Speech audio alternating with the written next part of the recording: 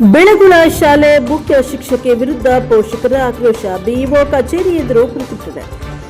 ಮೂಡಿಗೆರೆ ತಾಲೂಕಿನ ಬೆಳಗುಳ ಸರ್ಕಾರಿ ಹಿರಿಯ ಪ್ರಾಥಮಿಕ ಶಾಲೆಯ ಮುಖ್ಯ ಶಿಕ್ಷಕಿ ಚೂಡಾಮಣಿ ವಿರುದ್ಧ ಕ್ರಮ ಕೈಗೊಳ್ಳುವಂತೆ ಒತ್ತಾಯಿಸಿ ಎಸ್ಡಿಎಂಸಿ ಸದಸ್ಯರು, ಹೆಸಗಲ್ ಗ್ರಾಮ ಪಂಚಾಯಿತಿ ಸದಸ್ಯರು ಮತ್ತು ಪೋಷಕರು ಶನಿವಾರ ಬಿಇಒ ಕಚೇರಿ ಎದುರು ತೀಕ್ಷ್ಣ ಪ್ರತಿಭಟನೆ ನಡೆಸಿದ್ದಾರೆ.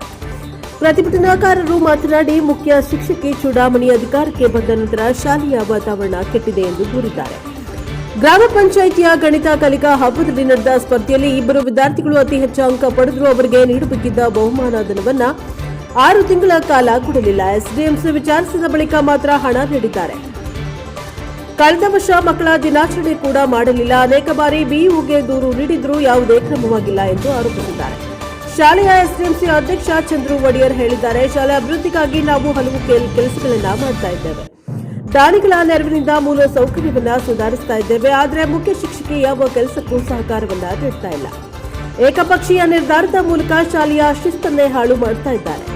ಪ್ರಶ್ನೆ ಮಾಡಿದ್ರೆ ಸುಳ್ಳು ದೂರು ಕೊಡ್ತಾರೆ. ಇಂತಹ ಶಿಕ್ಷಕಿ ಬೇಕಿಲ್ಲ. ಅವರು ಬಂದ್ರೆ ಮಕ್ಕಳನ್ನ ಶಾಲೆಗೆ ಕಳಿಸುವುದಿಲ್ಲ ಎಂದು ಎಚ್ಚರಿಕೆಯನ್ನ ನೀಡಿದ್ದಾರೆ.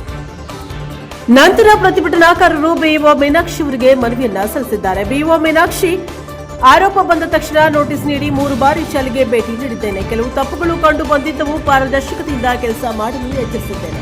ಮತ್ತೆ ಪುನರಾವರ್ತನೆ ಆಗದಂತೆ ಮೇಲಧಿಕಾರಿಗಳಿಗೆ ವರದಿ ಸಲ್ಲಿಸಿ ಕ್ರಮ ಕೈಗೊಳ್ಳಲಾಗುವುದು ಎಂದರು.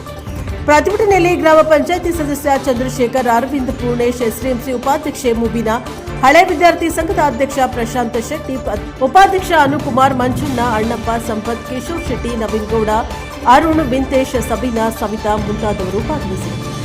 ಬ್ಯೂರೋ ರಿಪೋರ್ಟ್ ಪ್ರಕಾಶ್ ಬಗ್ಗೆ, ಎನ್ಕೆಎಸ್ ಟಿವಿ 4 ಮೂಡಿಗೆರೆ.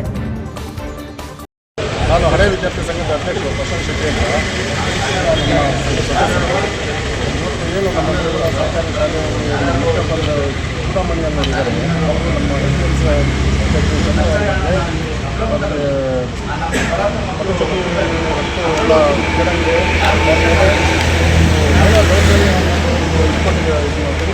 ಅದರ ಬರೋಕ್ಕೆ ಕಾರಣ ಆಗಿದ್ದಾರೆ.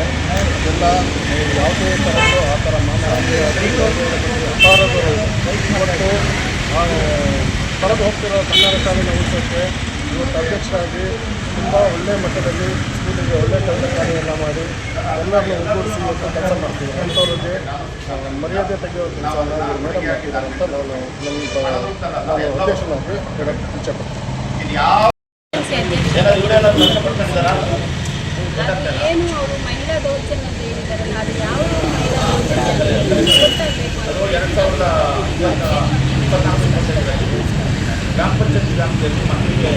ಅಲ್ಲಿ ನನಗೆ ಇದನ್ನು ನೋಟಿಸ್ ಕೊಡೋತ್ತಿಗೆ 4 ಗಂಟೆ ಆಗಿತ್ತು. ನಾನು ತಗೊಂಡಿದ್ದೀನಿ. ನನ್ನ ಮೇಲೆ ದೂರು ಬಂದಿರೋದ್ರಿಂದ ಇದನ್ನು ನಾನೇ ಪ್ರಶ್ನೆ ಮಾಡಬೇಕು ಅನ್ನೋದಕ್ಕೋಸ್ಕರ ನಾನು ಇವತ್ತು ಏಕಾಂಗಿಯಾಗಿ ಧರಣಿ ಕೂತಿದ್ದೀನಿ. ನಾನು ದಿಢೀರಂತಲ್ಲಿ ಕೂತಿರೋದು ನಾನು ಯಾರು ಗಮನಕ್ಕೂ ತಂದಿಲ್ಲ. ಗೊತ್ತಾದಂಥವ್ರು, ತಿಳಿದು ಪಟ್ಟಂಥವ್ರು ಇವತ್ತಿಲ್ಲಿ ನನ್ನ ಸಹಕಾರಕ್ಕೋಸ್ಕರ ಬಂದು ನಿಂತಿದ್ದಾರೆ. ನಿಮ್ಮ ಹೆಸರು ಚ್ಯುತಿ ತರಿಸೋಂಥ ಕೆಲಸಗಳೇನಾರು ಆಗ್ತಾ ಇದೆಯಾ? ಖಂಡಿತವಾಗ್ಲೂ ಹೌದು. ಹೆಸರು ಚ್ಯುತಿ ತರೋಂಥ ಕೆಲಸಗಳೇ ಆಗ್ತಾರೆ. ಅದು ಅಕ್ರಮವನ್ನು ಪ್ರಶ್ನೆ ಮಾಡೋದು ಅಂದಿದ್ದ ಕೂಡಲೇ ಆ ಪ್ರಶ್ನೆ ಮಾಡಬಾರ್ದು ಅನ್ನೋದಕ್ಕೋಸ್ಕರ ಈ ರೀತಿ ಸುಳ್ಳು ದೂರುಗಳನ್ನ, ಸತ್ಯಕ್ಕೆ ದೂರವಾದ ದೂರುಗಳನ್ನ ಬರೆದು ಇದು ಯಾರು ಪ್ರಶ್ನೆ ಮಾಡಬಾರ್ದು ಅಂತೇಳಿ ಈ ತೊಗ್ಲಕ್ ನೀತಿ ಅಂತಾರಲ್ಲ, ಆ ನೀತಿನ ಅನುಸರಿಸ್ತಾ ಇದ್ದಾರೆ ಅಧಿಕಾರಿಗಳು.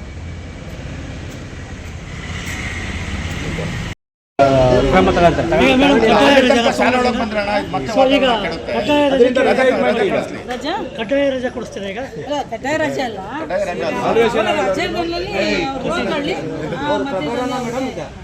ಪ್ರಭಾರ ಮುಖ್ಯ ಶಿಕ್ಷಕರ ಇಲ್ಲ ಪರ್ಮನೆಂಟ್ ಪ್ರಭಾರ ಆಗಿರೋದ್ಲ ಕಿತ್ತು ಹಾಕ್ಬಿಟ್ಟು ಇನ್ನೊಬ್ರಿಗೆ ಅಂತ ಕೊಡಿಸ್ಬಿಡ್ಬೋದಾಗಿತ್ತು.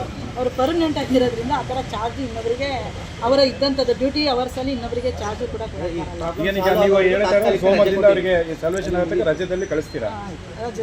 ಇವತ್ತು ಕೂಡ ರಜೆ ಹಾಕಿ ನಿಮ್ಮ ಗಮನ ಆಗಲ್ಲ.